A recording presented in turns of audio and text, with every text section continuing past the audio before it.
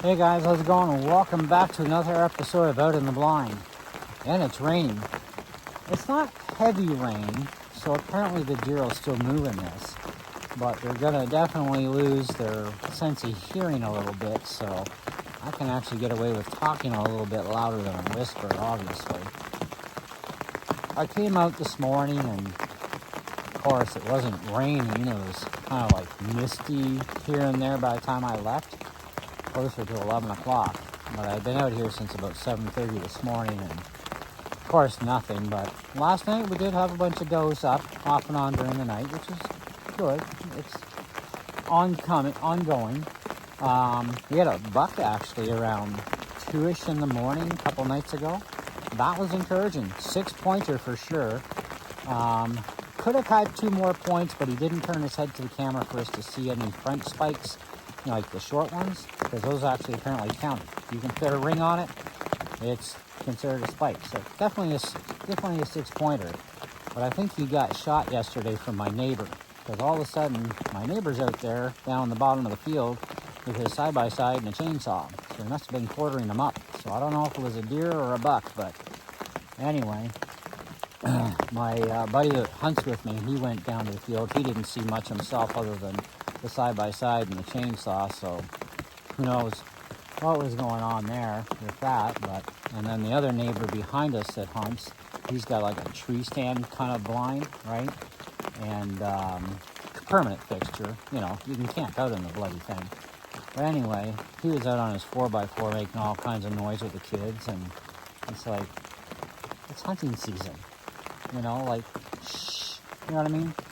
Anyway, there was gunfire going off around, but not in our area. It was like in the distance kind of thing. And did hear a gunshot this morning in the distance, but still, not in my area. But we do have other bucks down below, as well as the does. So, another buck will eventually make its way up there, hopefully during the daylight hours. A lot easier to shoot them when you can see them better instead of a silhouette, right? So in the meantime, we still got squirrels up here and, blue jays, and I just got home actually to come back out again. It's about 1:30ish or so right now. Anyway, I had to go pick up some more supplies, some more of these deer sense burning sticks. Picked up a couple of more packs anyway, because the doe pea sticks that you put the liquid on, they're not going to do nothing when it's raining. And being that we're kind of in the rut right now, the pea sticks can work, like the doe pea and the doe estrus on the little tampon things. They can work, and we got a bunch of them set up around, but in the rain, they're not going to do anything, so it's kind of like pointless. We need another method. So burning sticks. And they're in a container, so you just burn one at a time, lasts for about 2.5 hours. So I'm only burning one today, and that's it. They're precious at $16 for 6. As far as my cigarette smoking goes, somebody's going to make a comment. Look, I'm going to be up front with you. I'm a smoker. My buddy's a smoker. I guarantee you that if you are a smoker, this is not going to bust you with deer. In fact, they can't smell your human scent, and they have smelt burning stuff before, and they're used to that kind of thing. And there's a lot of hunters online that are smokers. They smoke cigars, cigarettes, they smoke friggin', pipe, and they've never been busted by a deer yet. We actually got surrounded by deer a while back, which is when my friend ended up getting buck fever, and well, we spooked him, but we were still surrounded before he got up, and they couldn't smell us. They had no idea we were here, and it was, getting close to close. It was darker out, which is fine, but still enough light. We could use our lights on our bows, but unfortunately his died, so I had to give him my light, because he's got a doe tag, and so he can take a doe, but I only have a buck tag, because you got to win your doe tags, right? But he can shoot one or the other, because he does have his buck license, but you can't take both. You got to pick one, and he'd rather pick a doe, because they're a lot easier to get, obviously, than bucks are, right? So my phone is wedged into the blind, by the way, so good thing my phone's waterproof to a certain point. Anyhow, So yeah, I still smoking the blind, and between that and these deer pea sticks being out, and I'm burning the other stick, that fully hides my scent without a problem. But I think, I might as well come out for an afternoon hunt, because deer do move in the rain as long as it's not a downpour, and they're going to move around more and more during the rut regardless, because they got to eat, they got to drink, and down below they got a creek within not even 100 yards from where they bed. Even a buck, they bed up closer into the woods, right, where I am. And, they're never more than 100 yards away. Thought I saw something moving. You never know, right? They can't hear me that well with all the rain, right? So, anyhow, so yeah, I picked up some judo points today too. I've been kind of skittish on getting these things, because it's kind of like, well, I can take a squirrel with a field point. It's easy, I can take out grouse with a field point, but I think a judo point might work a bit better, because, I've kind of lost a few arrows to the, log at the back there where the feed is. And I'm like, judo point should cure that problem. Yeah. So I was talking to my archery guy today while I was over at his shop, and, I said, what is the real purpose of these other than small game? Like, what's the deal with the claws? He says, well, if you miss, or you go right through the animal in this case, at least you're not going to lose your arrow. The claws will grab the ground and kick your arrow up, and you'll find your arrow.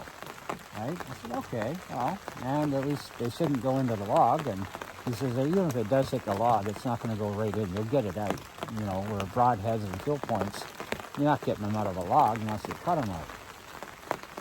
So, thing is, I also, we've lost a few that way.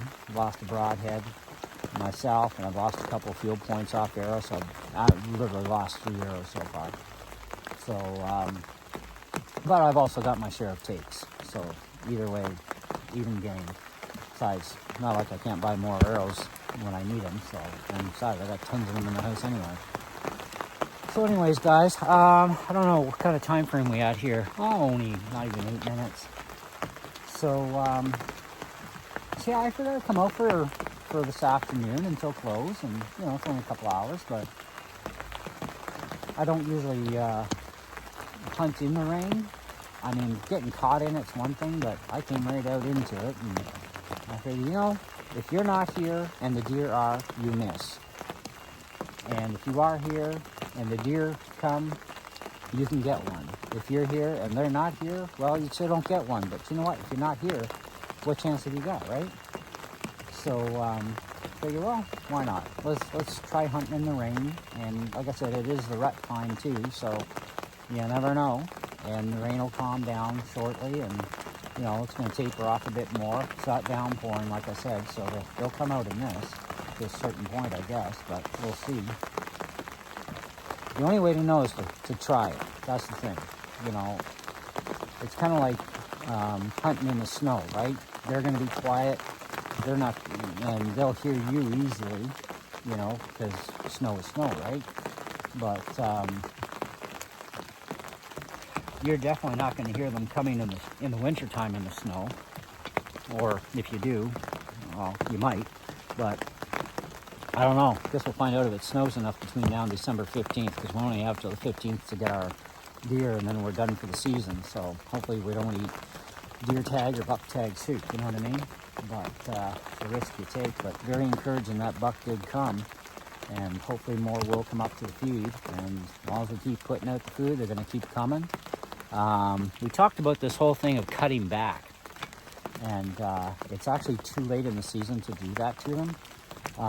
If you're gonna feed them during the summer, type of thing, in the early fall before deer season, you put out a feeder that's timed. They're gonna know. I mean, they're gonna fight for their food, right? But at the same time, it can also go against you with a feeder. It kind of depends, right? Depends on how often you have it go off, right? But we're just piling out corn in a big area, but we're not putting like a 50-pound bag down. We're putting down maybe 10, 15 pounds at any given time. And we just replenish it as we see fit, which could be a half a bucket we got to put down, or maybe a full bucket, right? So, but It ain't cheap, I'll tell you that. If you want to hunt, you just be prepared to spend a lot of money between feeding these guys and your gear and everything else you're going to need to hunt. Yeah, it's not cheap, but definitely well worth it. Besides, you get a lot of time out in nature too, right? Anyway, the blind is doing well for keeping the water out. Not very much gets in, mostly just around the bottom edges. And that's about it. And this is a whole see-through all the way around kind of blind. And the front window is open all the time. But once it starts snowing, if we're still stuck in this and we haven't got our deer, we're just going to close the window when we're not in here to keep the snow out, and open it up when we are in here and take our chances at what comes in, right? For snow-wise. But anyways, hope you guys are enjoying the series. I know a number of people have already been watching part 1, and this is part 2 of Out in the Blind.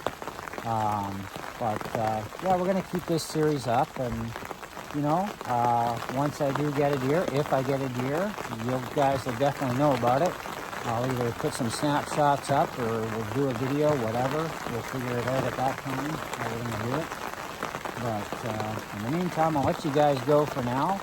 I got to keep my pie hole shut because, well, you know, you're hunting, right?